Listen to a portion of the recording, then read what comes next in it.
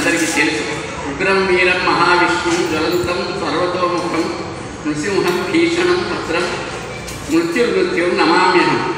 నరసింహస్వామి గారు కూడా బహుశా 20 ఏళ్ళు కాబట్టి ఈ మంత్రాన్ని ఆయన ఉపాసించినాడో, ఆరాధించినాడో, పారాయణం చేసినాడో అది ఆయన మనసులో ఎప్పటికీ కలుగుతూ ఉండేది.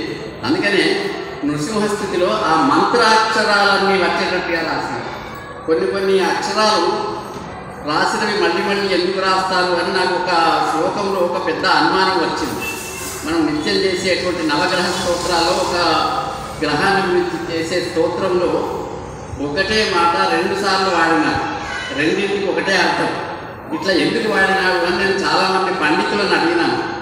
చాలామంది ఏమి చెప్పలేదు. చివరికి విజయసాయి గారిని అడిగినాను. విజయసాయి గారిని అడిగితే వారు సమాధానం చెప్పినారు. ఏం చెప్పినారంటే, అందుకని గొప్ప పండితులు ఏం చెప్పినారు అంటే, అక్కడ 2 అర్థం ఒకటే కానీ 2 వేరువేరు పదాలు ఎందుకు వాడినారంటే, ఆ 2 వేరువేరు పదాలలో బీజాక్షరాలు ఉన్నాయి. ఏ గ్రహాన్ని గురించి నువ్వు స్తోత్రం చేస్తున్నావో ఆ గ్రహానికి సంబంధించిన బీజాక్షరాలు ఉన్నాయి. అవి రావాలి కాబట్టి అవి తప్పకుండా ప్రయోగించాల్సి వచ్చింది అని అన్నారు. అందుకని కొన్నింట్లలో బీజాక్షరాలు ఉంటాయి. ఈ ఉగ్రం వీరం మహావిష్ణువు అనే దాంట్లో బీజాక్షరాలు ఉంటాయి. అందుకని అవి పోకుండా పద్యంలో ఇందులో పెట్టినాడు. అట్టి ఉగ్రాకృతిని ఉగ్రం నరహరి హరిని వీర విక్రమసింహుని విష్ణు గురించి వీర విక్రమం వచ్చింది. జ్వాలికామాలికలతోడ వక్రి వరకు సర్వతో భద్రదాసుని సర్వతోముఖుడు సర్వభద్రు దుష్టదమనుని ముని మనోద్భుత విహార్ అపయశస్సుల తొలగించువాలి దేవ. ఇవన్నీ ఇందులో అపయశస్సుల తొలగించడం మృత్యు అనే దానికి బదులు అపయశస్సులు అనే మాట రాసింది. ఇట్లా నృసింహస్వామి మంత్రాన్ని పద్యంలో పొదిగించడం కూడా ఒక నైపుణ్యం. మనకు సంస్కృతంలో శ్లోకాల్లో ఉండే పదాలన్నీ పద్యాలలో అన్ని చోట్ల ఇవ్వడం. కానీ ఈయన పద్యంలో చెయ్యి తిరిగినటువంటి కవి కనుక తక్కువ రాసినా కానీ గొప్పగా రాసిన కవి శేషం లక్ష్మీనరసింహ. రాసినవి తక్కువ కావచ్చు కానీ రాసిన వాటిలో వాసి చాలా గొప్ప. ప్రతి పద్యం కూడా అద్భుతంగా అందంగా చదువుకోవడానికి వీలుగా ఉండేటువంటి. సతిని గురించి రాసినటువంటి ఇంతకుముందు కైకేయిని గురించి ఒక మాట చెప్పి సతిని గురించి అంటే తన సహచరుని గురించి రాసిన. సాధారణంగా ఈ సహచరుని గురించి ఆధునిక కవులు చాలామంది రాస్తున్నారు. జీవన సహచరి అని రాస్తున్నారు. జీవన సహచరుని గురించి రాసి ఆమె నీ విశాలమైన నేత్రాల నీడలో నాను జీవితం నడుచు చర్య కాదు కూడదరిన కాలు సన్నిధికేగా వంతనుంద సొంత పంతలు ఇది. నేను ఎప్పటికీ ఉన్నంతకాలం నేను నీ కనుచూపులలోనే ఉంటాను, కాదనుకుంటే వెళ్ళిపోతాను అన్నాను. ఈ వెళ్ళిపోతాను అనే మాట ఇందులో చాలా చోట్ల ఏదో ఒక విధంగా ధ్వని వరే వస్తూనే ఉన్నది. అది ఆయన ఆత్మలో నుంచి లేదా ఆయన అక్షరాలలో ఎట్లా వచ్చిందో మనకు తెలియదు. కానీ ఆయన సూచనప్రాయం చేస్తూ ఉన్నాడు. మితం అని ఒక ఖండిక రాసినాడు, మృత్యువు అని ఒక ఖండిక రాసినాడు. అవి 2 పక్కపక్కనే ఉన్నాయి. మితము ఏదైనా అన్నాడు అంటే పిల్లలను కనటం మితము, తినటం మితము, ఇట్లాంటి విషయాలను చెప్పినాడు. ఆయన ఉద్దేశంలో జీవితం కూడా మితమే. అందుకనే ఆయన మృత్యువు దగ్గరికి చాలా మితమైన జీవితాన్ని గడిపి పరిమితమైన జీవితాన్ని గడిపి మనల్ని వదిలేసి వెళ్ళిపోయాడు. ఆయనకు మితం మీద ఇష్టం కనుక జీవితం కూడా మితంగానే గడిపినాడు. కానీ కవిత్వం మాత్రం అమితంగా అద్భుతంగా రాసినాడు. అంటే విస్తృతి తక్కువ కావచ్చు కానీ అద్భుతంగా రాసినాడు. ఆ రాసినటువంటి వాటిల్లో వివేకానందుడు శంఖారావం తర్వాత పద్యాన్ని కవిత్వాన్ని గురించి రాసినటువంటి ఒక పద్యం ఉంది. నిజానికి చాలా పద్యాలు చెప్పవచ్చు. నంది శ్రీనివాస్ కొన్ని పద్యాలు చదివి చెప్పినాడు. నవ్యానవ్య వివేచన కలితము నాదం వే కావ్యం బహు. ఏది కావ్యం అవుతుంది? ఒక నిర్వచనం లాంటి మాట చెప్పినాడు. ఈ పద్యాలు వాక్యాలు ఎట్లా ఉన్నాయంటే సూక్తుల్లాగా. నవ్యానవ్య వివేచన కలితము నాదం వే కావ్యం బహు. కవిత్వములో నాదం ఉండాలి అన్నారు. ఈ భావం అర్థం ఇక్కడ జోలికి పోలే, నాదం ఉండాలి. నాదం ఎప్పుడు వస్తుంది అంటే లయాత్మకత ఉన్నప్పుడే నాదం వస్తుంది. లయ ఎప్పుడు వస్తుంది అంటే ఛందస్సుతో ఉన్నప్పుడే లయ వస్తుంది. అందుకని రాగంతో చదువుతారు. భాస్కర్ సార్ కూడా రంగస్థల పద్యాల వల్ల రాగంతో చదువుతారు పద్యాలు. అది ఈ పద్యాన్ని చదవడానికి వీలైతుంది. వచన కవిత్వాన్ని చదవమని ఉన్నట్టు చదవదు. ఒకవేళ చదివితే అది వికారంగా ఉంటుంది, వెతకారంగా ఉంటుంది, మనకు అపహాస్యంగా ఉంటుంది. పద్యం మాత్రమే అందులో వదులుతుంది. ఎందుకు వదులుతుంది అంటే పద్యం లయం ఉన్నటువంటి నాదం, నాదం అనేది కూడా భగవత్ స్వరూపమే. సరస్వతి నాదం, సరస్వతి స్వరం ఏదైనా భగవత్ స్వరూపం. అందుకని శబ్దం బ్రహ్మ అంటారు.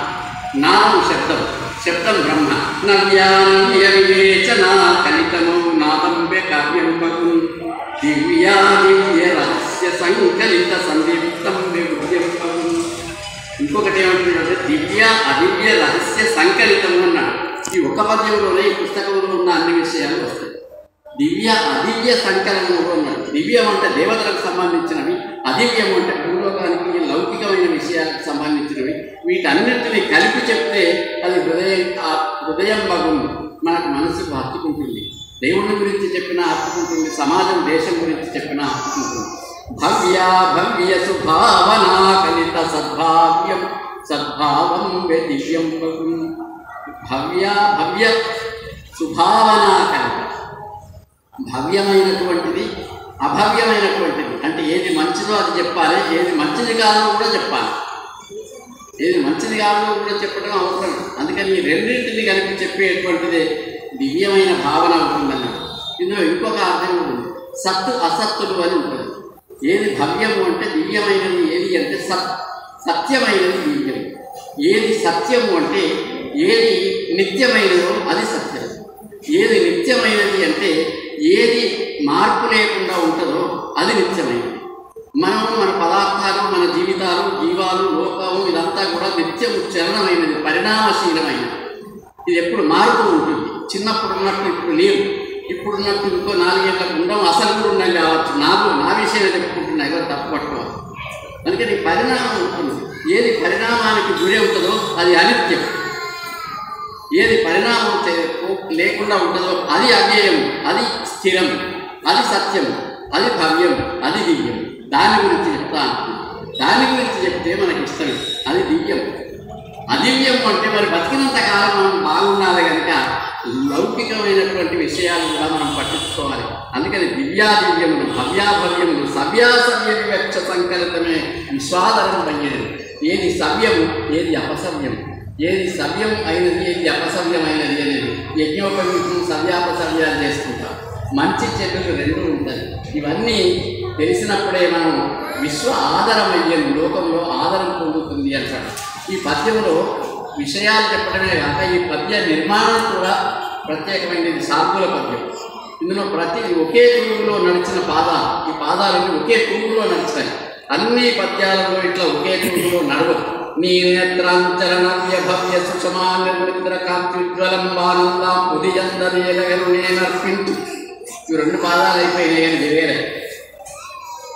ఈ పద్య నిర్మాణం వేరు, ఇంతకుముందటి పద్య నిర్మాణం వేరు. దీన్ని పద్య శిల్పం అంటారు. ఈ పద్య శిల్ప విద్య తెలిసిన వాడు శేషం లక్ష్మీనరసింహాచార్య. అందుకని ఆ పద్యాలను అంత అందంగా అన్ని విధాలైనటువంటి అందంతో సౌందర్యంతో రాసినాడు. సహచరి అనే దాంట్లో ఈ పద్యం రాసినాడు. ఇక్కడ మీకు ఇంకొక మాట చెప్తా అని చెప్పినాను. సహచరి సీత, రామరావణ యుద్ధం అయిపోయింది, రావణాసురుడు చనిపోయినాడు, సీతను తీసుకొచ్చినాడు రాముని ముందరికి. అప్పుడు రాముడు ఏమంటాడంటే, నీకు స్వేచ్ఛ ఇప్పించినాను అని ఇంకేమో కొన్ని మాటలు మాట్లాడి, నీకోసం ఎన్ని కష్టాలు పడ్డారు, వానరులతో స్నేహం చేసినాను, వారధి కట్టించినాను, రాక్షసులతో యుద్ధం చేసినాను, ఆడది ఇంతసేపు ఎందుకు చేసినా ఇదంతా అంటే కేవలం నీకోసం చేసి ఆడది ఇంతసేపు అన్నాడు రాముడు. ఇదే మాట అన్నాడు సీతతో. అప్పుడు సీత ఏమన్నదంటే, ఆడది ఇంతసేయునటే అని అన్నది ఉన్నదే అంటే, ఆడది ఇంతసేయుటని అన్నది ఉన్నది అంటే అంటూ మాట్లాడుతూ అని మాట్లాడినావు రామా. కైక కోరక నీవని రాకలేదు, కైక కోరకపోతే నీవు అడవికే వచ్చేది లేదు. కైక కోరక నీవని రాకలేదు, ఈ ఆడది సీత కోరక మహాసుర సంహరణము లేదు. ఈ ఆడది ఎంత చేయి జగమిదంతయు ఆడది అంతయు నేనే చేసి తిని. సీత ఎంత గట్టి అధైర్యంగా, అసలు ఆడది ఆ కైక కోరకపోతే నువ్వు అడవికి వచ్చేదానివి కాదు. నేను కోరకపోతే రావణ సంహారం కలిగే కాదు, నీకు కీర్తి వచ్చేది కాదు. అవును, నేనే చేసిన. అంటే ఇక్కడ సహచరి మీద ఎందుకు రాసినారు అంటే, స్త్రీ సహచరి ఎంత ఇలా చేస్తుంది సీతారాముని చేసి.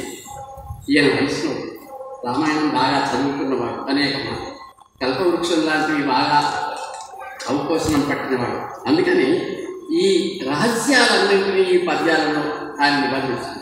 మనకు చాలా జాగ్రత్తగా చదివితే పద్యాలు పదే పదే చదివినటువంటి అనేక రకాలైనటువంటి అర్థాలు వస్తూనే ఉంటాయి.